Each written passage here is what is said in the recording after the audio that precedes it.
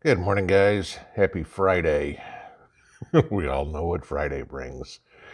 Uh, First off, a little bit of bad news. Gee, not like I really have a lot of good news most of the time. Uh, for those of us old enough to remember, Meatloaf died overnight. Okay. And for those of you guys not old enough to remember, uh, controversial type rock star from the 70s, played Eddie in Rocky Horror Picture Show, uh, made songs that nobody wanted to play until they wound up huge, and then it was like, oh my God, this guy's actually good. Uh, but a boomer who epitomizes the idea of a prepper. You know, this is somebody that as a kid, everybody made fun of. Nobody thought he could do what he was doing. Everybody questioned why. And he kept going against all odds and came out in the end successful. Kind of what we're all trying to do. Okay. So rest in peace, Meatloaf. But it also kind of brings me into a little bit of what I want to talk about today. And y'all know I do not hide my disdain for the millennial work ethic at all. And to those of you guys that are here, you're the exception to the rule. Don't get me wrong. All right. But there's a little hope. And it kind of ties into some of the other stuff going on. Now, most of you have probably seen in the past week that Great Britain has basically given the big heave-ho to all the COVID restrictions, okay? No more masks, no more lockdowns, no more mandates, no more nothing, okay? And I know a few of you have emailed me and asked me, what's the ulterior motive? I think the ulterior motive is that those in power are realizing that their power hinges on the people, and the people have had enough of being told what to do, okay? You know, and yes, the United States fought Great Britain 250 years ago for our independence, but for the most part, Great Britain's pretty much a free country, all right? Very similar to the United States. Leave the monarchy out and everything like that, but the monarchy is basically for social stuff anymore. I mean, they're not political. So you take that and put that together. And I'm going to sneeze again, I bet.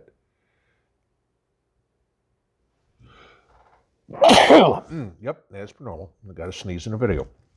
But you take that and then take a look at what the Czech Republic is doing, okay?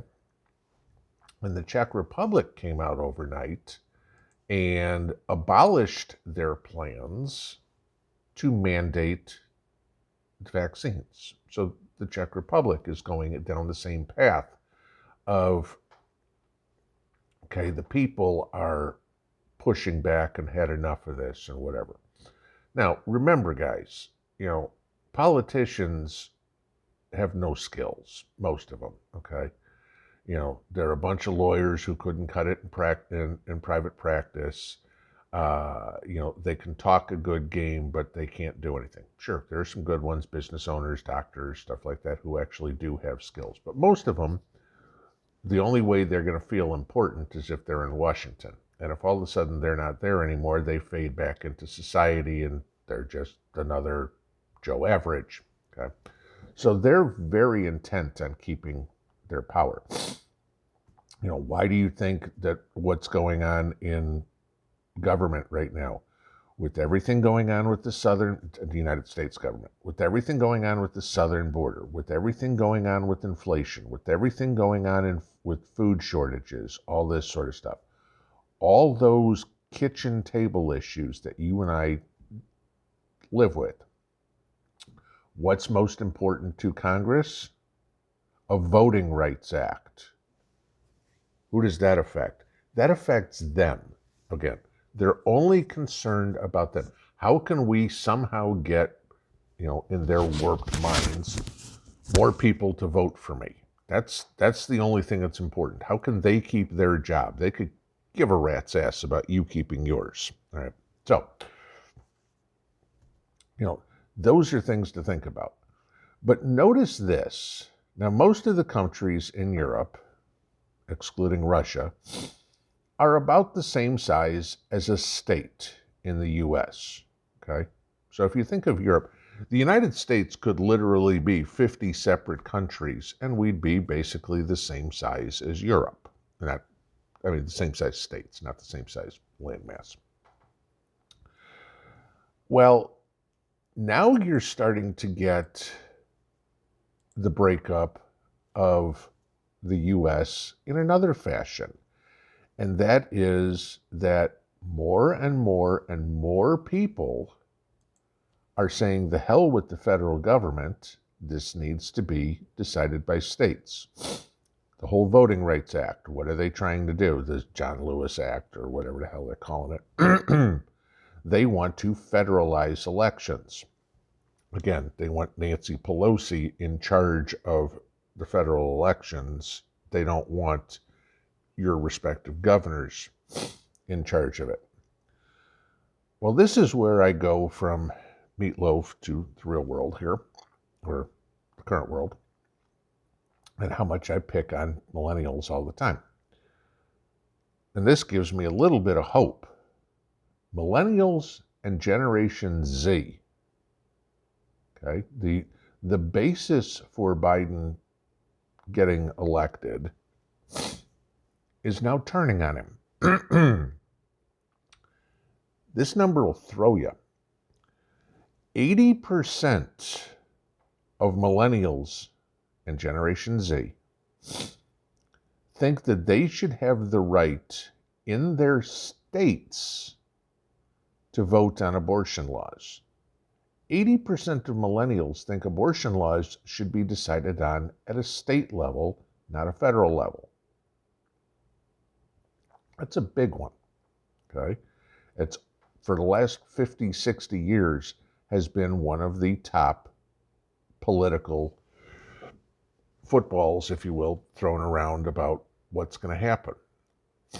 And you get the feds trying to mandate Roe versus Wade or whatever it would be. But then we have Texas and their heartbeat law, Mississippi and their latest law that, the Supreme Court keeps upholding. And the childbearing age population seems to agree as to where this should be decided. Now, whether or not they agree it should be pro-abortion or anti-abortion, that's immaterial, okay, at least for the sake of the argument that I'm making here. But they actually believe that the states should make a decision, which I totally agree with. Again, you've heard me say many times, the federal government should worry about protecting the country, the military. That's about it. Everything else should be handled by the states. That's it. Your federal tax dollars should go to pay for the military, and because of the debacle we're in, obviously, got to take care of Social Security, Medicare, Medicaid, that sort of stuff. Okay. So there is, the socialist part of federal government that's already been established, Medicare, Medicaid, Social Security. We're too far down that. You can't really shut that off. All right. So now we get the public, the predominantly Democrat voting public, is now agreeing to states' rights. That's a good thing.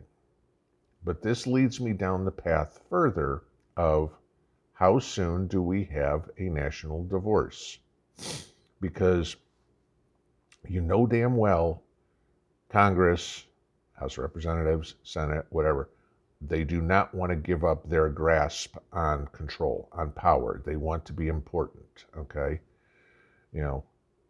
Nancy Pelosi, I'm the Speaker of the House. I'm the most powerful person in the House of Representatives. She owns a vineyard, mind you, okay? Ever seen Pelosi whine? No. She's a nobody if you get her out of Congress. Maybe in her little circle, she's important, but she's certainly not a household name, and she doesn't want to lose that, nor do any of the rest of them.